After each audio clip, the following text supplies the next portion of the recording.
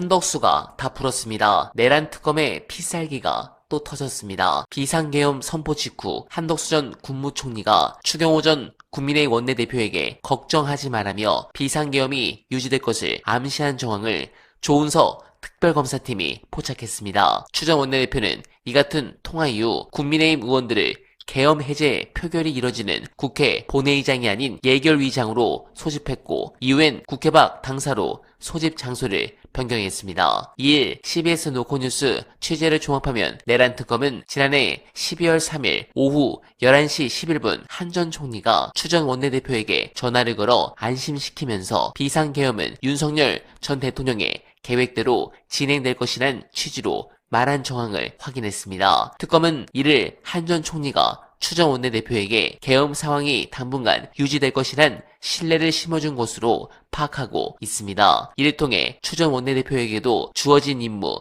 즉 국회 계엄 해제 표결을 저지하도록 독려한 것으로 의심하는 것입니다. 네, 이런 디테일한 내용은 한덕수가 진술한 게 아니면 나올 리가 없는데 결국 다 풀고 사는 길을 택한 것 같습니다. 관련해 중요한 분석 보시고 이어가 보겠습니다.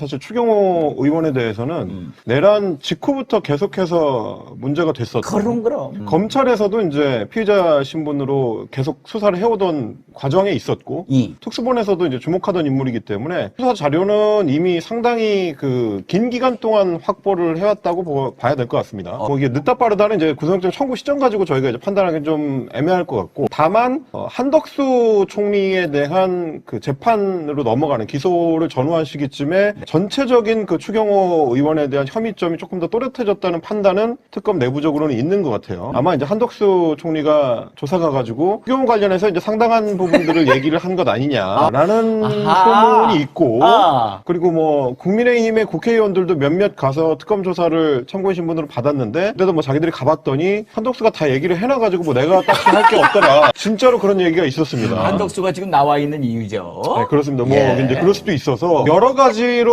그 얼개를 봤을 때는 결국 이제 추경호 의원의 혐의를 부각시키는 거는 증언 외에는 다른 자료를 얻어내기가 좀 쉽지 않거든요. 대부분 휴대폰을 교체를 해버렸거나 뭐 통화 녹취를 확보하지 못했거나 이런 상황이기 때문에 증언의 크로스 검증만 가능한 상황이라서 실제 내용이 어떨지는 구속영장의 내용이 아마 영장실질심사 때 나올 텐데 그걸 보면 조금 더 확실해질 것 같습니다. 추경호 의원이 우리가 갖고 있는 심증에 비해서 혐의를 밝혀내기 굉장히 까다로운 상황이긴 해요. 대통령이랑 독대를 했느냐를 따졌을 때는 비서실장이랑 정무수석 같이 있었다. 그럼 비서실장하고 정무수석도 소환조사를 받았기 때문에 그 자리에서 계엄 관련된 문제라든지 뭐 비상조치라든지 이런 얘기가 있었는지를 예스라고 답할 리가 없거든요. 그건 너무 당연한 거예요. 그 사람들이 미리 그걸 알았다면 그 사람들도 내란 중요임무종사 혐의가 씌워질 수 있기 때문에 정진석 홍철호도 나는 그런 얘기 못 들었다. 그 자리는 그런 자리가 아니었다. 라고 얘기할 거고 사실 이제 그 만남 자체만으로 추경호의 혐의를 입증할 수 있을 것이냐 굉장히 쉽지 않은 문제가 있고요. 아마 구속영장 실질심사 때 뭐 자료 제시가 되겠습니다만은 제가 좀 전에 말씀드린 것처럼 한덕수라든지 혹은 그때 이제 12월 3일 날 밤에 원내대표실에 같이 있었던 국회의원들이라든지